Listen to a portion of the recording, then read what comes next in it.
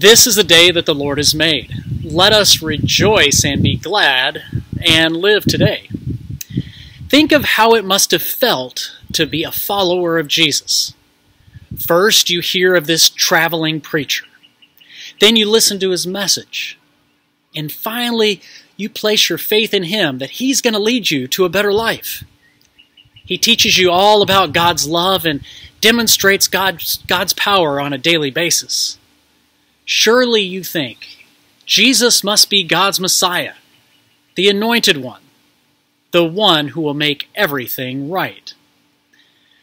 But then on that Friday that we call good, the powers of this earth put Jesus to death on a cross.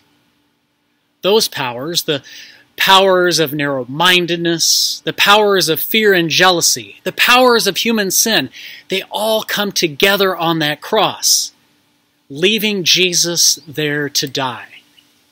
And you are absolutely crushed. You are speechless. For a couple of days, it seems as if these powers have won. But then Easter morning arrives in the cemetery, and everything changes. The truth is, God's love cannot be defeated by the powers of darkness, evil, and sin. The truth is, the Easter message of the risen Christ cannot be silenced.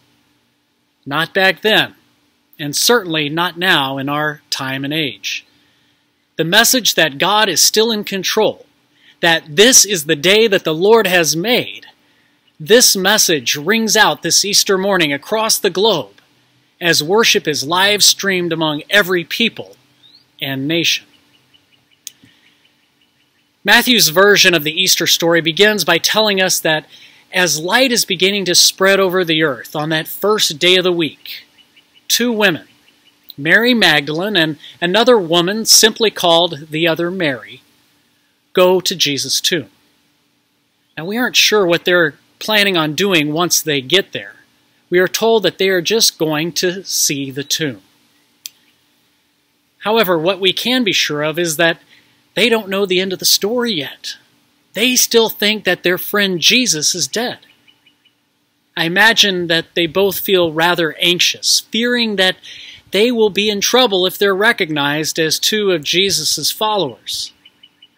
But in spite of their fear, it is the love that they have for their friend which draws them to that tomb. We all know how the story unfolds.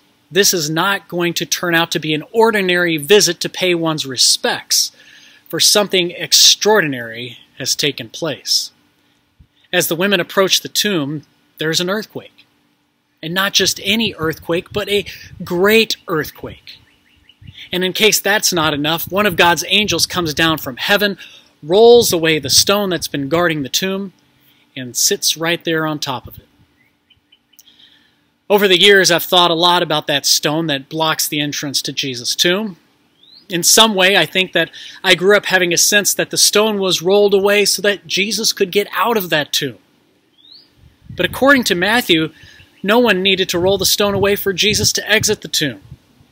You see, when the stone was rolled away, the two Marys do not see Jesus emerge from the tomb because he is already gone.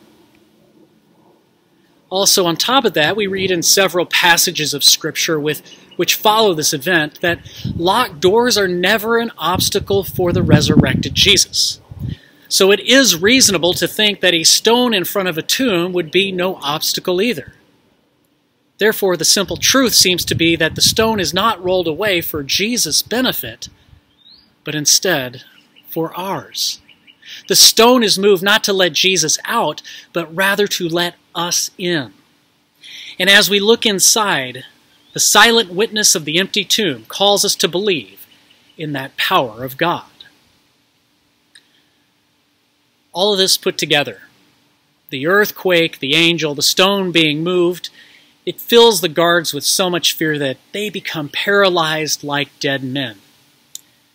These things must have frightened the women as well, for the first words that the angel speaks are, "Do not be afraid." And with these words of reassurance, the women are invited to look into the tomb to see for themselves that it is empty. The angel's words are true. He is not here. for he has been raised. The women are then given the charge to go and tell Jesus' disciples that Jesus has been raised to life by the power of God.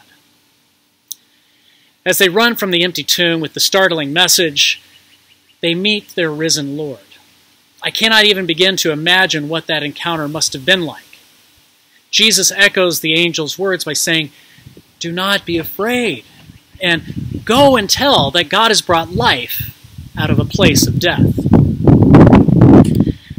The actual event of the resurrection will always be a mystery. The New Testament does not tell us how Jesus is raised from the dead. All we hear is that the tomb is empty and that Jesus appears to his disciples. So try as we might, we cannot explain the resurrection.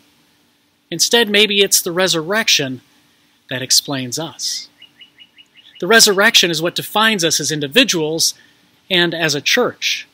Belief in the resurrected Christ is a matter of faith. It is a belief in the power of God over sin and death and the power of the devil. It is deliverance from all that tries to keep us in our tombs. You know, those places of inner darkness which we are afraid to expose to God's light. A favorite story of mine is told of a boy who goes camping with his father up in the mountains. Now, after hiking all day, they finally reach their goal of getting to the top of that mountain. The two get settled in at their campsite. They enjoy supper and some stories around the campfire before they turn into their tent for the night. Early the next morning, as the boy is getting out of the tent, he excitedly calls out to his father, "Dad, Dad, wake up, quick, quick! The world is on fire!" When the father looks out the tent, he's relieved to see that there isn't a fire, but that the sun is rising in the east, making the sky brilliant with color, as it can only do on the top of the world. The father, he puts his hand on his son's shoulder and he says, "You don't have to worry, son. The world isn't on fire. It's just the dawn of a new day." Today we experience the dawn of a new day. Like those women, the two Marys, we too have seen inside the tomb and are now called upon to go and tell of this wonderful God who became one of us, who died for us, and who now lives and rules eternally over us. No matter how chaotic or stressful or out of control or off-kilter our lives may become, we have no reason to worry or to fear, for the empty tomb proclaims to all that our God is with us and that he is still in control. God is triumphant. The victory is won. Death is defeated. Salvation is ours. There is absolutely no question that this Easter Sunday is the day that the Lord has made. So let us rejoice and be glad and live today in the promise of the resurrected Christ. Amen. Remember as you go about your day that yesterday is gone, tomorrow does not yet belong to you. So why not live today, knowing that you never walk alone? See y'all next week. Later.